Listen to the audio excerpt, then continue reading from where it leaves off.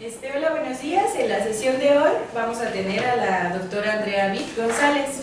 Ella cursó la licenciatura en Medicina en la Universidad Nacional Autónoma de México. Después hizo su especialidad en el Centro Psiquiátrico Instituto Nacional de Psiquiatría y su tesis trató del tema de depresión en estudiantes de la carrera de Medicina de la UNAM. Cuenta con amplia experiencia clínica, cursos de actualización, participación en congresos nacionales e internacionales, así como labores docentes y publicaciones. Actualmente atiende el área de psiquiatría de la Clínica Universitaria de Salud Integral de aquí de Iztacala, donde atiende a los estudiantes de esta facultad. Buenos días, chicos, ¿cómo están? Bien. Oigan, solo duda, ¿ustedes todos son psicólogos? ¿Todos ya terminaron? ¿O todavía están estudiando algunos? O sea, hay como de todo, un poquito de todo. ¿Algunos son parte del CREAS o de CAOPE o algo así? Todos, o sea, todos ven pacientes.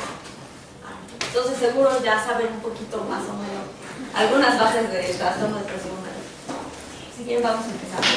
Primero les traje un poquitito de historia, que bueno, el concepto de depresión parece nuevo, ¿no? Que recientemente se le ha dado como mucha promoción, pero la realidad es que es un concepto bastante viejo. O sea, más o menos desde ahí, desde épocas como de los romanos, de los griegos, ya existía como ahí algunos conceptos de depresión, le llamaban melancolía, y aparecen por primera vez publicados pues, desde la Biblia, entonces es bastante viejo el concepto. La palabra depresión deriva del latín, que quiere decir deprimere y significa empujar hacia abajo. Ya fue considerada como tal una patología o bien descrita hasta el siglo XIX, o sea, hace no tantísimo, pero se le incluyó no dentro de las enfermedades mentales, sino más bien dentro de las enfermedades psicológicas. Ustedes, bueno, ya lo han escuchado mucho y lo saben que anteriormente hablábamos como de un dualismo, es decir, se separaba todo lo biológico de todo lo psicológico. Y todavía a lo mejor algunos doctores viejitos o algún psiquiatra o psicólogo medio viejito les dirán, no, es que es una depresión orgánica y esta es una depresión psicológica y se tratan diferente. Pero la realidad es que ahora sabemos que pues somos entes biopsicosociales, como seguro se los dijeron desde el primer año de la carrera, y no podemos separar una cosa de la otra, ¿no? Entonces, si hablamos únicamente de lo biológico, estamos hablando pues solo de cómo funciona nuestro cerebro y los cambios que puede haber en él. Y lo psicológico, pues más bien la crianza, eventos ambientales, y cómo todo eso afecta al individuo. Y bueno, les decía que ahora la depresión es como una mezcla de los dos. No podemos separar un cerebro de un cuadro depresivo o todos los sucesos que te suceden en el ambiente de lo que está pasando con tu cerebro. Por ejemplo, ahora hay algo muy nuevo, no sé si lo han escuchado, algo que se llama epigenética. ¿Alguien sabe más o menos qué es? Es como, bueno, los estímulos ambientales que afectan el desarrollo de los genes. Por ejemplo, se ven neonatos y víctimas que han sufrido mucho estrés.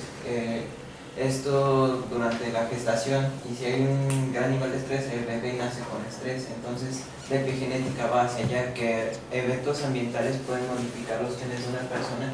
Y esto va al traste porque supuestamente los genes ya venían predeterminados, entonces es algo muy novedoso porque tiene esta incurrencia en que una persona sí pueda ser afectada por este tipo de eventos y no solo un factor biológico como se creía.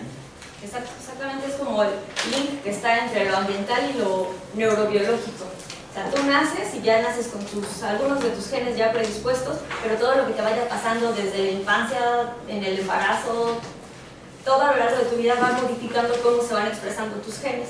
Entonces ahí está como el mismo ambiente modifica todo lo psicológico. Por ejemplo, hay estudios en los que se ve que niños que han sido víctimas de maltrato van a tener, por ejemplo, depresiones mucho más prolongadas o de difícil tratamiento. Entonces definitivamente todo lo que experimentas en la vida se mezcla con tus genes, eso modifica tu neurobiología y eso modifica lo que pueda pasar contigo en el futuro.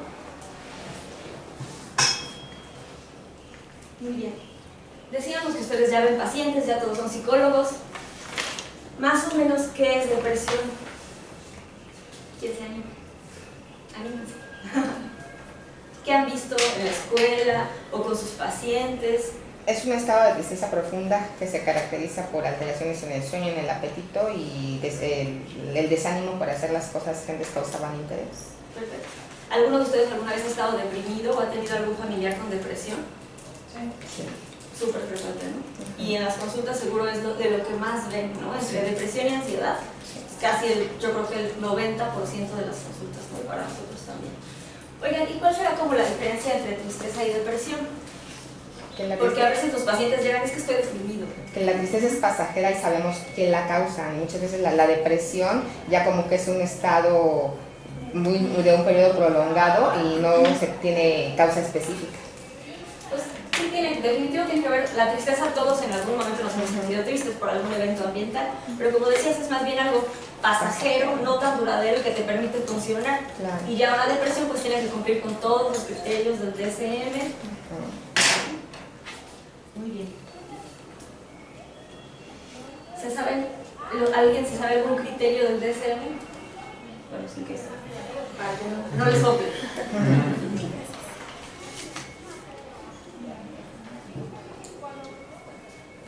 La falta de interés en lo que antes parecía placentero, ¿no? Por la reducción de dopamina y serotonina que hay en el cerebro. Bueno, el DSM ya saben ustedes que es el Manual Estadístico de Padecimientos Mentales, que es el que usamos sobre todo los psiquiatras, me imagino que ustedes también lo usan. Este decía, y hace poquito salió el DSM-5, bueno, no tan poquito, tiene como 3 años, que hizo algunos cambios, pocos cambios para depresión, muchos cambios para otras patologías. Y entonces decíamos que el DSM tiene criterios que ya dijeron falta de interés. El tiempo de duración también. El tiempo de duración, ¿se acuerdan cuánto es el tiempo para un cuadro depresivo? Para que digamos, mucho más pequeño. De 4 a 6 semanas en parece. Dos semanas. ¿Qué otro criterio sería importante para que alguien podamos diagnosticar depresión? Seguro a los pacientes les hacen el MINI, ¿no? Todos los del MINI son los criterios del DSM. ¿Algún otro que se acuerden o que se les ocurra?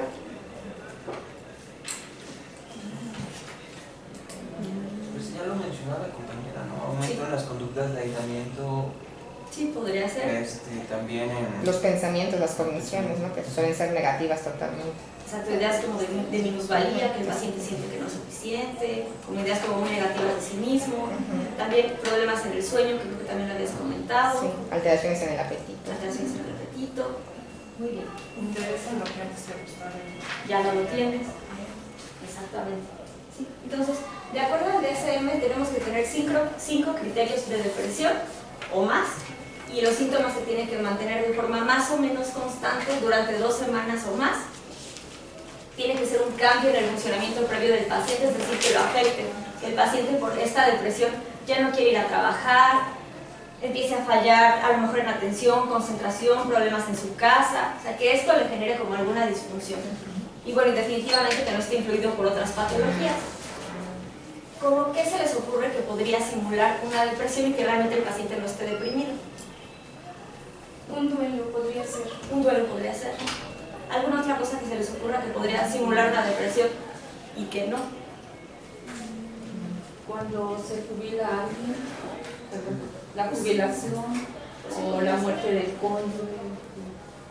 También, por ejemplo, otras patologías mentales que incluyan síntomas de depresión, como cuáles han escuchado que pueden incluir síntomas de depresión. Ya dijimos del duelo, El cáncer. el cáncer también podría ser. La ansiedad. Trastorno límite. Trastorno límite también sería un factor, bueno, como un diagnóstico diferencial. También, por ejemplo, trastorno bipolar, ¿no? Nos vamos con la finta que está deprimido y realmente el paciente tiene un trastorno bipolar y está en un cuadro depresivo. O, por ejemplo, sustancias. Ustedes saben que el alcohol es un depresor. Entonces, si el paciente está tomando, podemos pensar que está deprimido y realmente es efecto del alcohol, ¿no? O pacientes con anorexia que están como muy desanimados, sin ganas de hacer las cosas, muy apáticos, pues es por la súper desnutrición que traen. Entonces sí es importante descartar otras patologías para que podamos dar el diagnóstico de depresión. Y bueno, todos estos son los síntomas de acuerdo al DSM. Es muy importante que dijimos que tiene que tener 5 síntomas y uno de esos tiene que ser de estos del centro, que es el ánimo deprimido o pérdida del interés o del placer. A fuerza tiene que tener uno de esos para que cumpla criterios para depresión. El ánimo deprimido tiene que ser casi todo el día, casi todos los días. Pues preguntarle al paciente, ¿no? ¿Te has sentido triste? Sí. ¿Qué tan seguido te sientes triste? No, diario. Oye, ¿será todo el día o será solo por momentos? ¿No? Y pérdida del interés o del placer, es decir, preguntarle al paciente si disfruta las cosas como antes, ¿no? Habitualmente les preguntamos, ¿qué te gusta hacer? lo has estado haciendo, te la pasas bien, te diviertes. A veces el paciente ya está tan deprimido que de plano ya no lo disfruta para nada, pero en otras ocasiones te dice, sí lo disfruto, pero no como antes.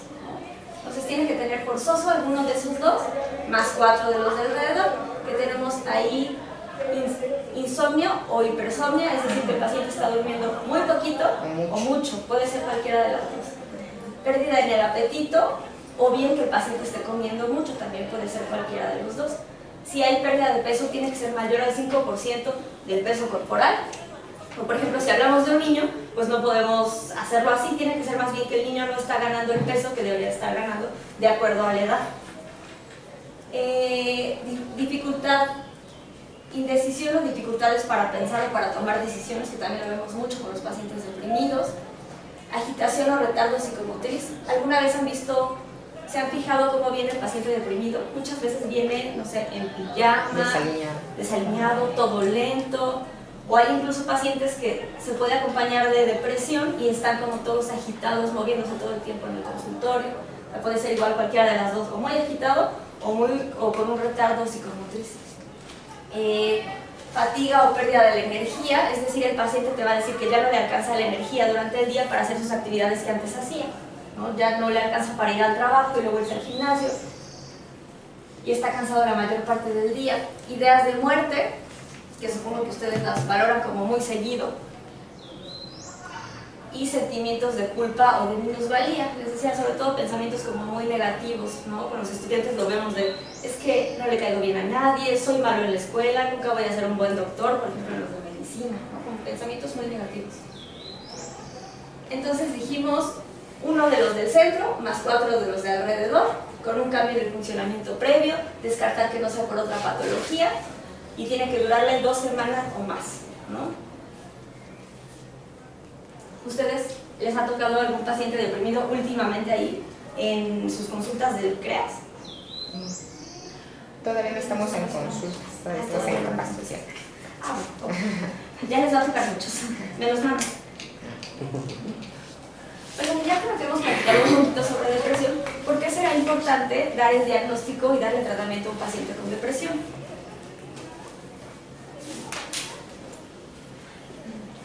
Porque al gobierno ya vimos que le vale cada año el presupuesto a salud, y creo que este año a salud mental más, pero nosotros que trabajamos justo con salud mental, como por qué será muy importante que el paciente sí lo diagnostiquemos y sí le demos tratamiento. Porque sí, porque se puede molestar. O sea, se puede poner mucho peor. ¿Y qué pasa si un paciente con depresión se pone mucho peor? Puede llegar a suicidio. Se puede llegar a suicidar. Yo creo que cae como en la parte de la información. O sea, que por ejemplo muchas veces vienen y no saben qué tienen, y al darles ya un diagnóstico en muchas ocasiones es el saber que no están solos, que no son las únicas personas que están pasando por eso, y que además de ello hay tratamientos que han tenido muy buenos resultados en la mayoría de las personas. A lo mejor podría creer que eso sea algo benéfico para el paciente, ¿no? Sí, claro, la psicoeducación es súper importante, ¿no? Definitivo, sentirse acompañado le ayuda mucho al paciente. ¿Qué más? También las estadísticas de suicidio han estado aumentando en los últimos años. Ya como ya se está considerando un problema de salud. Definitivamente el suicidio sale carísimo, ¿no?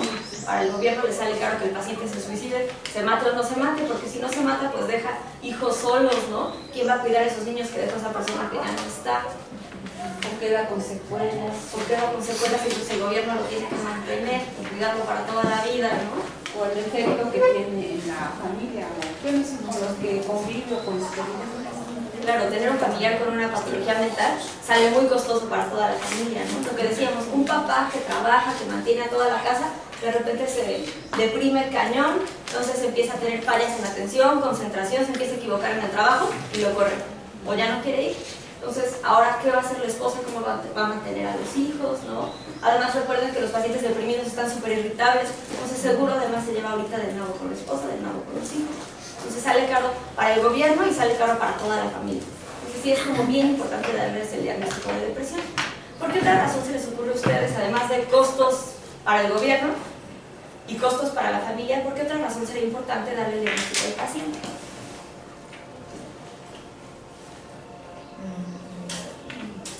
Bueno, pero también una de nuestras funciones es que el paciente tenga un aumento en su calidad de vida.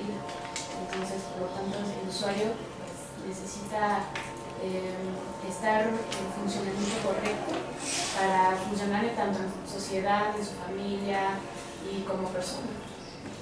Claro, definitivamente afecta muchísimo al paciente, ¿no? En todos los aspectos de su vida.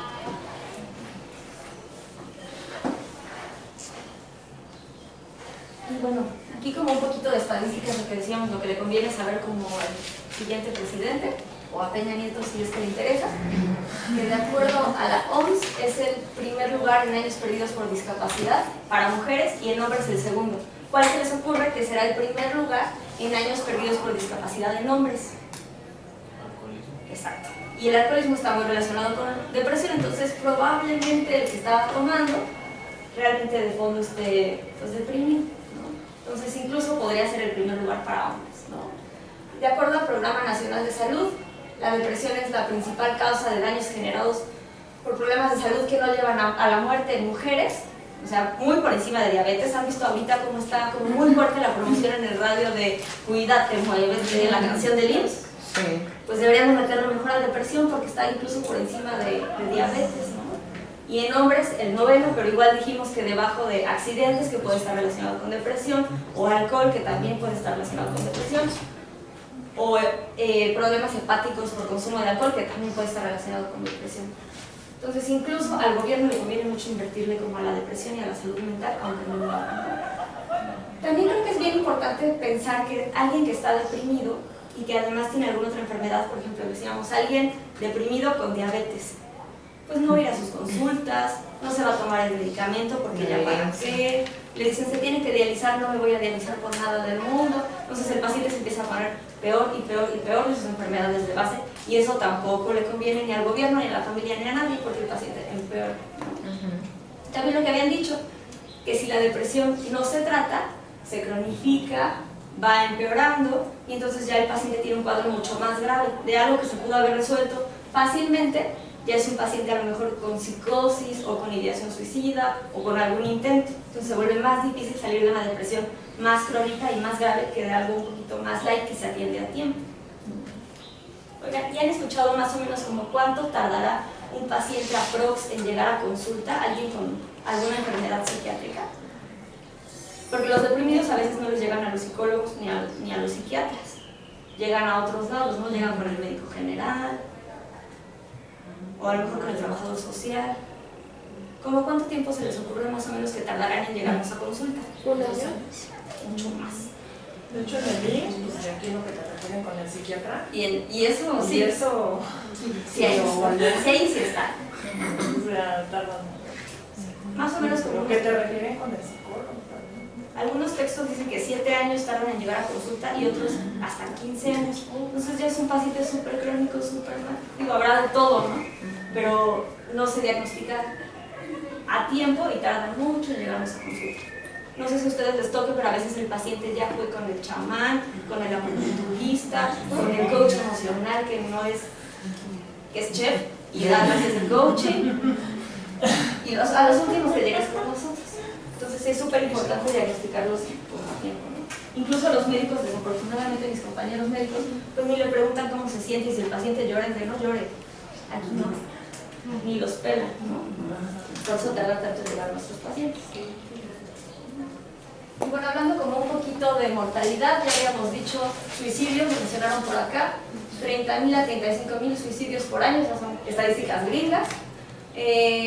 Igual en cuanto a mortalidad dijimos que si estás deprimido puedes tener fallas en atención, fallas en concentración, que estés todo somnoliento, puedes tener un accidente automovilístico y te matas tú o matas a alguien más, ¿no? Dijimos también la relación entre el alcohol y la depresión, entonces un paciente deprimido puede consumir muchísimo más alcohol e incluso morir por el consumo de alcohol, ¿no? Entonces en mortalidad sí hay como resultados por depresión. En cuanto a morbilidad, que son las enfermedades, pues habíamos dicho un intento suicida que no se concrete y el paciente queda ahí medio mal, medio descompensado. Accidentes, igual alguien que trabaja en una fábrica y se corta la mano, pues ya no va a poder continuar su trabajo. Habíamos dicho que las enfermedades empeoran y aumentan los costos, puede ser diabetes, hipertensión, en general, pues realmente cualquier enfermedad con depresión se vuelve mucho más difícil tomarte tu medicamento e ir a consultas, ¿no? Y el abuso de sustancias. Costos sociales, habíamos dicho problemas en la familia, que seguro lo van a ver muchísimo. Decíamos que alguien deprimido está constantemente de malas, se vuelve como muy intolerante.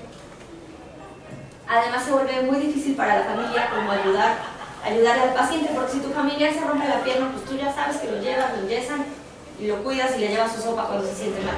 Pero alguien deprimido se vuelve muy difícil cuidar porque uno no sabe qué hacer, ¿no? Habitualmente la familia de échale ganas, pues no le va a servir de nada al paciente. Ya no estés deprimido, ¿no? No se me había ocurrido no estar deprimido, ¿no? Entonces eso también genera como muchos roces. Y si además le agregamos que el paciente ya no está yendo a trabajar, caos, ¿no? Me han tocado varios pacientes que en un cuadro depresivo la esposa los deja. Entonces pues eso no va a ayudar a que el paciente se sienta mejor, ¿no? Dijimos que disminuye la productividad en el trabajo, y chicle y pega y está terminan corriendo, y bueno, lesiones laborales. Entonces vemos que la depresión puede afectar en todos los ámbitos, en la familia, al paciente, a la sociedad, incluso pues, al país en cuanto a costos. Bueno, y ustedes ven sobre todo cosas de suicidio, ¿verdad? Sí.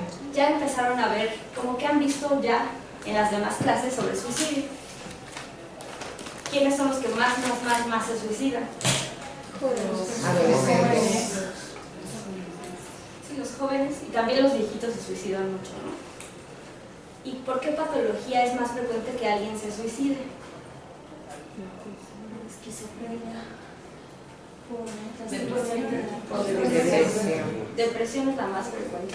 Sí se puede suicidar alguien con esquizofrenia o alguien con trastorno bipolar, también se suicida mucho, pero los que más se suicidan se supone que son los que se deprimen. Entonces sí es como bien importante estar muy al pendiente con los pacientes de depresión, preguntarles sobre ideas suicidas, ¿no? Bueno, hay algo que le llaman la regla de los 7. Eso quiere decir que 1 de cada 7 pacientes se va a suicidar, o sea, es mucho. De los que se suicidan, el 70% tiene depresión. El 70% de estas personas que se suicidaron vieron a su médico general 6 semanas antes de cometer el suicidio. Entonces, probablemente si el médico le hubiera preguntado cómo se siente, igual el paciente no se hubiera suicidado. Entonces, es súper importante que valoren en todos los pacientes de depresión ideas suicidas. Recuerden que los pacientes que tienen más riesgo, ya me dijeron ustedes que pueden ser adolescentes, y dijimos que también viejitos. ¿Quién más tiene también mucho riesgo para suicidarse? Personas que tienen como un alto nivel de impulsividad. Es alguien muy impulsivo, sí. ¿Quién más? Por ejemplo, alguien con trastorno límite de personalidad, ¿no? Que no lo piensa bien y puede tener el intento. ¿En quién más ustedes se preocuparían que les refiere ideas de muerte y sí les llame como ahí la campanita de ups? Abuso de sustancias. Abuso de sustancias. Los que tienen ideas perfeccionistas sobre uno mismo. Eso sí no lo había escuchado. ¿Como TOC o...? No, bueno, alta exigencia hacia uno mismo y además de eso, de depresión. O sea, como una personalidad baja como del espectro obsesivo. Ajá. Pues eso sí no lo había escuchado. ¿Hombres o mujeres? ¿Quién se suicida más? Hombres. Los hombres lo logran más y las mujeres lo intentan más. Entonces, si ven un hombre adolescente, pues tiene un poquito más de riesgo, ¿no? Aquí, por ejemplo, hay varias carreras, como ¿qué carreras se les ocurre a ustedes que tienen que estar como más vigilantes de un intento suicidio? Medicina, por la presión. Y alguien que sepa cómo, ¿no? O sea, un hombre residente de anestesiología que tiene ahí el propofol, que sabe exactamente qué meterse para morirse, tiene mucho más riesgo, ¿no? ¿Qué otra profesión tendrá más riesgo de cometer un intento suicida?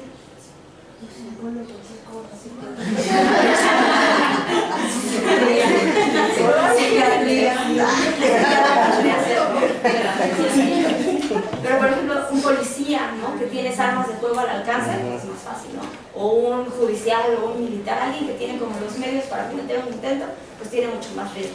Entonces dijimos, hombre, joven, que tenga como los medios para realizar el intento. Otro también factor predictor importante para suicidio es intentos suicidas previos. Si ya lleva 8 intentos, pues probablemente tenga un 9º. Entonces, súper importante preguntar los intentos suicidas previos. Preguntar también sobre letalidad, o sea, si fue su intento suicida previo fue cuando se peleó con la mamá y la mamá le dijo que no podía ir a la fiesta, entonces ella se tomó 4 aspirinas, pues no es así como de mucha letalidad que digamos el intento, ¿no? Que un hombre que esperó a que no hubiera nadie en su casa y dejó una carta suicida, también las cartas suicidas son de mucho más riesgo. Hombre joven que dejó carta suicida, que no había nadie en su casa, esperó que todos estuvieran de vacaciones y que ya compró todo, compró el veneno, compró la soga, pues tiene muchísimo más riesgo que esta chica que porque se peleó con la mamá se tomó 2 aspirinas, ¿no? Entonces como tratar de valorar también como otros datos de gravedad del suicidio, ¿no? Son más letales armas de fuego o ahorcamiento que medicamentos. Realmente por medicamentos es difícil que lo logren. Los hipocondríacos, no me ha tocado creer. Ningún hipocondríaco con intento suicida. Por acoso escolar, ¿qué tan frecuente es? Pues fíjate que no me ha tocado. O sea, sí es súper frecuente el bullying y eso puede generar un cuadro depresivo crónico, pero habitualmente lo intentan pues ya un poquito más grande. Eso es lo que yo he visto. Seguramente sí pasa mucho, pero no me ha tocado tanto. A lo mejor porque ahorita ya están como en la universidad, al menos casi todos los que veo son ya universitarios. Y ya el bullying en la universidad Sí, no ya se ve es mucho, diferente. pero sí hay aún más. Y por discriminación por pertenecer a una diferente, bueno, a pertenecer a la comunidad de la diversidad sexual. Pues también podría ser un factor de riesgo, ¿no? Eso es, a lo mejor en el DF o Estado de México igual y no tanto, pero ya si te vas a un pueblito más alejado, sí, o a Rusia, como donde esté como mucho más perseguido el asunto. También si ha presenciado o ha tenido un familiar, bueno, alguien muy cercano que sea suicidado. Sí, eso también es un factor de riesgo. Familiares que hayan tenido intentos suicidas, eso ya de base tienes más riesgo de tener un intento suicida. Dijimos lo del alcohol, ¿no? Porque el alcohol lo que hace es que nuble el juicio, nubla tu frontal, entonces tomas malas decisiones. Y si ya de por sí eres medio impulsivo y estabas medio deprimido, le metes al combo alcohol y sí puedes tener un intento suicida. Entonces es súper importante que pregunten todas esas cosas de intentos suicidas. También se suicidan mucho más hombres solteros, viudos o divorciados, o sea, tener una esposa es factor protector para no suicidarse. Entonces, alguien con pobre red de apoyo que vive solo, que es soltero, más riesgo. Ahora un poquito sobre epidemiología, decíamos que es como bastante frecuente la depresión. De acuerdo a Medina Mora, en la encuesta de enfermedades psiquiátricas, la prevalencia de depresión en nuestro país es de 3.3%, que es bastante. Más o menos va de 1.5 a 3.7 dependiendo del estudio que haya, pero bueno, más o menos 3.3, ¿no? Y se habla de que hay más o menos 150 millones de personas deprimidas en el mundo, o sea, muchos, ¿no? La edad media de inicio más o menos son los 30 años, pero dijimos que tardan de 7 a 15 años en llegar a consulta, entonces probablemente no empiecen a los 30, sino empiecen aproximadamente a los 20, más o menos, o sea, adulto joven, ¿no? Dijimos que las mujeres tienen mucho más riesgo de depresión, 2 veces más que los hombres. Entonces, si ven una mujer joven, importante preguntarle síntomas de depresión, ¿no? Mucho más frecuente. En general las mujeres, pues para casi todas las patologías mentales, también para ansiedad, excepto dependencia al alcohol. Y esquizofrenia es 1 a 1 me parece. Muy bien. ¿Y por qué habrá gente que tiene la peor vida del mundo, le pasó lo peor, una historia familiar terrible y no se deprime? Y habrá gente que a lo mejor con un estresor más leve tiene un cuadro depresivo.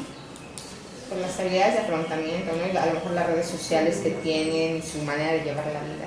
Sí, eso definitivamente influye, ¿no? Lo vemos como por acá, como personalidad, ¿no? Como tus capacidades de afrontamiento y el ambiente, ¿no? Alguien con una buena red de apoyo, pues a lo mejor es menos probable que se deprima.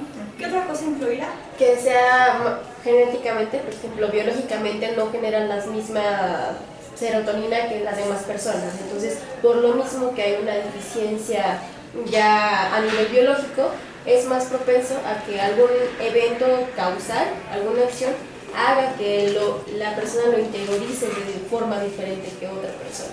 Exacto, lo que decíamos como de la epigenética, ¿no? Que se mezcla lo genético, cómo modifica tu neurobiología, y el ambiente, cómo modifica lo genético, y se hace como toda una mezcla, ¿no? Entonces no es regla de que si mi mamá tenía depresión, yo voy a tener depresión. O si estuve sometido a un evento muy estresante, me secuestraron, no sé, voy a tener un cuadro depresivo, no necesariamente. es como la diabetes, ¿no? Es una enfermedad multifactorial, tiene que influir muchas cosas para que tú desarrolles un cuadro depresivo. Entonces, hablábamos como un poquito del ambiente. ¿Qué se les ocurre a ustedes que puede influir en que un paciente presente depresión? Un ambiente hostil. O Violento. Un ambiente familiar como muy caótico o muy violento, mucho riesgo, ¿no? Habían comentado por acá lo de en la infancia, como una infancia difícil o una infancia violenta. Algún abuso. Algún abuso también da más riesgo. Vivir solo. Vivir solo, decimos pobre red de apoyo, ¿no? Por acá habían dicho lo del duelo, también puede ser un factor de riesgo para que se desencadene un cuadro depresivo. O, por ejemplo, cambios en el estilo de vida, ¿no? Una separación, una jubilación, que también lo habían comentado. Un accidente. Un accidente. Una Una enfermedad, ¿no? Es muy frecuente alguien con cáncer que empiezan con cuadros depresivos. Entonces sí, el ambiente juega ahí un rol importante, ¿no? Tanto el ambiente desde tu infancia, que dijimos que modifica tus genes, como el ambiente que estás viviendo todos los días, que puede generar, puede actuar como la gotita que derramó el vaso y se genere tu cuadro depresivo, ¿no? La personalidad. ¿Ustedes qué han visto? ¿Quién se deprimirá más? ¿O quién se les ocurre que se deprime más? Las mujeres. Sí, las mujeres, pero en cuanto a la personalidad. Yo siento que Pero como con qué tipo de personalidad. porque son como más apegadas al hogar, como más dóciles por toda la cuestión cultural. Pues más bien como gente que tiene como estas como personalidades o como temperamentos como de muy, TOC. como muy negativos. Como estas personas que ven como el negrito en el arroz todo el tiempo. No sé si ¿Podría les ser ha una tocado. trastornabilidad con TOC, que sea un trastorno compulsivo obsesivo? Puede ser, o sea, definitivamente tener una patología mental, la principal comorbilidad de todas es depresión, ¿no? Con baja autoestima, ¿no? Alguien con baja autoestima. No sé si les ha tocado alguno de estos como adolescentes como con ideas nihilistas, no, es que la vida no vale nada, y para qué estamos aquí. Es súper difícil que salgan del cuadro depresivo porque pues es parte de su personalidad medio sombría, ¿no? Que no ven como ninguna luz en el camino, incluso cuando no están deprimidos. Entonces, personalidades de ese estilo es más probable que se depriman. Y obviamente alguien con un trastorno de personalidad, alguien con trastorno límite, pues tiene más riesgo, o alguien con alguna otra enfermedad psiquiátrica también tiene más riesgo. En cuanto a lo genético, la principal forma de ver si un trastorno tiene bases genéticas o no, ¿cuál se les ocurre que será? ¿Cómo podemos ver si los genes influyen o no influyen en que se presente una patología? Por ejemplo, si en la familia anteriormente ha habido personas que tienen depresión o que han sido diagnosticadas con algún trastorno, quiere decir que a lo mejor en esa familia Hay algo. hay algo genéticamente hablando, ¿no? Claro. Ahí hay a lo mejor una tendencia a que después yo como hijo o hija pueda tener a lo mejor un cuadro depresivo dependiendo de mi genética, ¿no? Sí, si tienes un familiar con algún cuadro depresivo, tú tienes 1.5 a 3 veces más riesgo. O sea, sí, definitivo como que el árbol genealógico nos ayuda. Pero aquí les doy un tip de qué nos ayuda, sobre todo para ver si una patología tiene bases genéticas o no. Debe ser una prueba, ¿no? Estudios de gemelos. Es la mejor forma que podemos saber. ¿No saben que los gemelos monocigóticos tienen justo el mismo material genético y los disigóticos pues son como hermanos, más bien? Entonces, si vemos que en un estudio de gemelos los que son idénticos tienen mucho más riesgo que los que no son idénticos, definitivo los genes tienen ahí un buen rol. O sea, no es el ambiente, ¿no? Porque si no saldría igual en los hermanos normales o en los gemelos disigóticos. Y en depresión sí se ve que en los monocigóticos, gemelos idénticos, tienen un 50% contra los disigóticos o hermanos normales de un 20%. Entonces, definitivo, sí influye la genética, pero pues no es lo único, ¿no? Un 50%. Que habla de una heredabilidad de 4.7%, me parece. Que es que tanto de una enfermedad se puede atribuir hacia lo genético. Entonces influye, pero no es lo único, ¿no? Hablamos también de cómo el ambiente, desde antes del nacimiento, durante el embarazo, ya que nace, conforme tengas tu desarrollo de chiquito, eso modifica cómo se expresan tus genes, que hablamos de la epigenética, y eso modifica cómo se desarrolla tu cerebro, porque recuerden que el cerebro se acaba de desarrollar ya grande, hasta que tienes como 20 años aprox, y eso pues definitivamente modifica tu riesgo para depresión, ¿no? Entonces, Imaginen un niño que es hijo de una mamá alcohólica, con depresión, que no se cuida, que no se cuidó durante todo el embarazo, nace el niño y tampoco lo cuida, pues combo genético y ambiental y de personalidad y de todo para que tenga un cuadro depresivo, ¿no? Y un poco sobre la neurobiología, que ahorita lo vamos a ver, que también te lo habían dicho por acá, de cómo la noradrenalina, la dopamina y la serotonina influyen para generar un cuadro de depresión. Entonces es una enfermedad bastante compleja. Porque luego los pacientes les van a preguntar, oye, ¿por qué estoy deprimido? Le pueden dar el chorro de las vueltas. Entonces aquí tenemos, como otra vez ya habíamos platicado, los factores de riesgo. Muy importante, si ya has tenido un cuadro depresivo, muy probablemente tengas otro. Si solo has tenido uno, tienes el 50% de riesgo de tener otro cuadro depresivo, y si has tenido dos, un 70%. Entonces quien ya se ha deprimido 2 veces a lo largo de la vida, seguro se va a volver a deprimir. Es por eso que si con los tratamientos farmacológicos, si es solo un cuadro depresivo, mantenemos el tratamiento 8 meses a 1 año. Si ya son 2, mínimo 2 años, y si son más, toda la vida. Entonces son tratamientos bastante largos y es para evitar que tenga una recaída, porque muy probablemente la vaya a tener. Dijimos antecedentes heredofamiliares, familiares con depresión. Si tienes un familiar con depresión, tienes 1.5 a 3 veces más riesgo de tener un cuadro depresivo, o sea, bastante. Siempre interroguen antecedentes familiares. Dijimos de suicidio, igual eso influye en tu riesgo suicida. Dijimos mujeres, jóvenes, personas solteras, viudas o divorciadas o con muy pobre red de apoyo, alguien con alguna enfermedad médica, que también lo dijeron por allá. Sobre todo se ha visto que está asociado el infarto agudo del miocardio, la fractura de cadera. Ya saben que fracturas de cadera es más frecuente en viejitos, es muy más riesgo de depresión. Ya no se puede mover, ya no puede ser independiente, como para depresión, ¿no? Algún evento vascular cerebral, o sea, un infarto cerebral o una hemorragia cerebral, que igual te deja incapacitado en cama y necesitas depender de otros, y cáncer, ¿no? Son como las que más frecuentemente se asocian a la depresión, pero puede ser cualquier patología. Hablábamos de la diabetes, que también es muy frecuente que se asocia a depresión. También esto no lo habíamos platicado y es súper frecuente, ¿no? La depresión postparto, por toda la adaptación que viene, por todos los cambios hormonales y por todo el cambio en la neurobiología, mucho riesgo de depresión. Entonces, siempre pregunten a mujeres, si tienen alguna mujer que acaba de tener a su bebé, preguntan datos de depresión, porque recuerden que tienen mucho riesgo de lastimarse ella o lastimar a los bebés. Además, depresión postparto da más riesgo de un probable trastorno bipolar. Entonces, importante interrogar trastorno bipolar también. Y dijimos mujeres, 2 veces más riesgo, contra los hombres 1 vez más riesgo, ¿no? Entonces, mujer joven, soltera, viuda, divorciada, que le acaban de diagnosticar cáncer, que hace poco tuvo un bebé, con muchísimo más riesgo. Entonces tenemos que hacer la pausa.